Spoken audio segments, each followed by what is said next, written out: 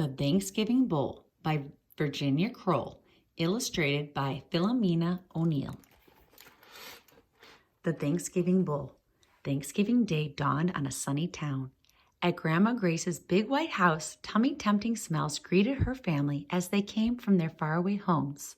The yellow plastic Thanksgiving bowl sat on the front hall table beside a pad and pencil so that they could all jot down their I am thankful for things. Hours after the supper of roast turkey, chestnut stuffing, mashed potatoes, brown gravy, green beans, sweet corn, boiled yams, and cranberry sauce, Grandma Grace announced, "It's time." Since this Thanksgiving was unusually warm, Grandma Grace and the other grown-ups served pumpkin pie smothered with whipped cream outside on the picnic table. And in their usual tradition, Grandma read each I am thankful for aloud while everyone else guessed who had written it. She unfolded the first one and read, I am thankful for my cuddly calico Annie cat who came to stay last spring. Sarah, several folks guessed. Sarah smiled, thinking of Annie's soft fur and soothing purr. Another one read, I am thankful for leftovers so that the feast doesn't have to end today. Jeremy, the cousins yelled. The tall teenager bowed.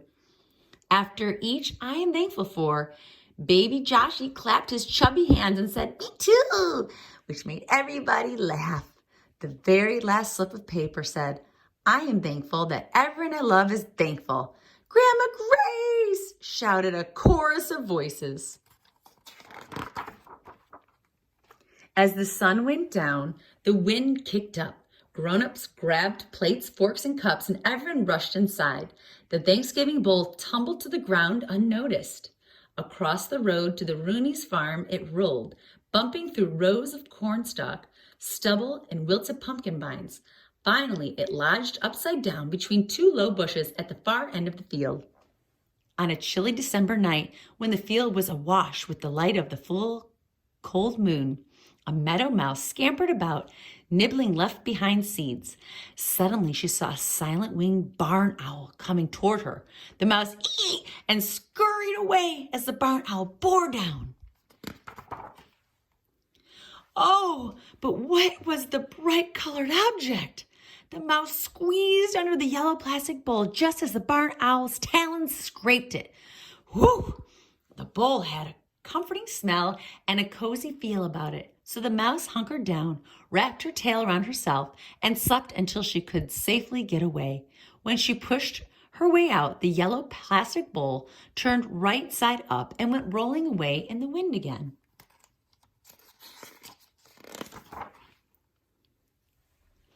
On a blustery January snow day from school, Brad and Jeff found the bowl by their garage when they were out to make a snowman. What a perfect hat, Jeff said. So plunk, it went on the snowman's head. In February, during an unexpected thaw, the yellow plastic bowl floated in the used-to-be snowman puddle till a breeze sent it rolling to a hill above a rushing stream. Two curious otters saw it and got in. Whee! They slid softly down the hill in their flying saucer, bumping against a rock and tumbling out on the shore. The water carried the Thanksgiving bowl away. It didn't take long for a pair of Canada geese to find the bowl. In March, the female piled grass into it, then cushioned it with moss and soft feathers. She kept her 5 eggs warm in the bowl while her mate stood guard. When their fuzzy goslings were 2 days old, they led them to the water, and not a second too soon, for a hungry fox came gosling hunting. He flipped the empty nest upside down and hurried off in an angry huff. Shaylin found the Thanksgiving bowl as she hunted for fossils in April. She carried them home in it. Her friend Alexandra said, that bowl would be perfect pot for my plant project, so Shaylin gave it to her. Alexandra filled it with soil, pushed in her striped seeds, and kept them watered in a sunny window. Happy Mother's Day, Mom, Alexandra said in May. She helped Mom plant 4 sturdy sunflower seedlings under their back hall window.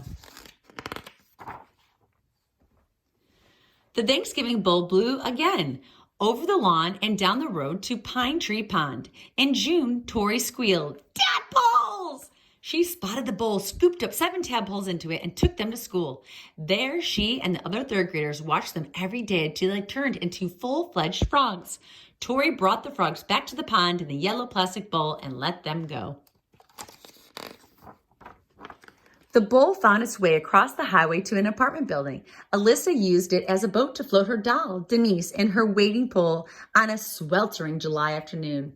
That evening, a gusty thunderstorm took the bowl across a field next door where it tumbled between rows of ripe red tomatoes and sweet green peppers. In August, the bowl wound up in Christopher's sandbox. He and his best friend Noah used it to build a grand castle for their knights and dragons. In September, Christopher's mom raked her yard and added the bowl to her bin for recycling plastic. The bowl fell off the recycling truck when Mr. Bacon, the trash collector, hit a bump. It rolled all the way to Tyler's backyard. "Are you big enough to fill the bird feeder?" his grandpa asked him. Tyler stood on tippy toes but wasn't quite tall enough. Then he turned over the Thanksgiving bowl and used it as a step stool and reached just right. Looking for food in late October, a mother raccoon and her 3 playful kits discovered the yellow plastic bowl and decided to investigate. They prodded it and pushed it around past the Rooney's farm and across the road.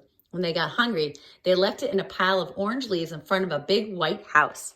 On Thanksgiving Day, Grandma Grace's family pulled into the driveway once again. Toddler Joshy spotted something in the yard and ran to get it. He came back a second later wearing a yellow plastic hat. He marched proudly into the house, declaring, I, a builder, my helmet." "Mercy," Grandma Grace exclaimed. "I've been looking all over for that. Wherever did you find my Thanksgiving bowl?" "Right where we left it last year," Sarah answered. Grandma Grace looked puzzled. Then she smiled and opened her arms for warm, tight, sweet-smelling Thanksgiving hugs. The end.